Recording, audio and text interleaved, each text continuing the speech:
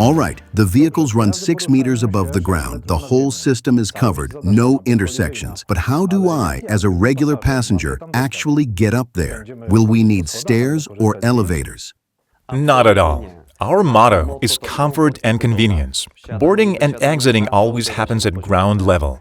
No stairs, no elevators, no carrying luggage up and down. Special ramps bring the vehicle down from the plus 6-meter level to what we call a side station. Passengers get in and out there without blocking traffic on the main line. Sounds great, but there will not always be space for ramps, right? That is true. The ramp slope cannot exceed 25% if you want to keep it comfortable. So the station itself can be quite long, and in dense city areas, that can be a challenge. But on the outskirts, along main routes, there will be plenty of room. How do these side stations work? There are two main types. First, a linear station. A passenger gets out, the vehicle automatically moves forward to the departure zone, and the next passenger gets in and leaves.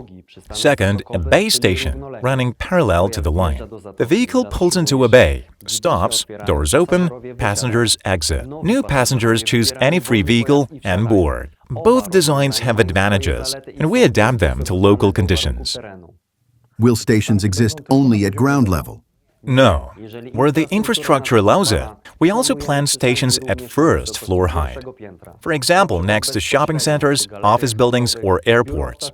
The vehicle can enter directly into the building. The passenger steps out and goes straight to an elevator or the terminal hall. So in the future, we could ride one of these vehicles to the airport and arrive right at the departures hall? Exactly.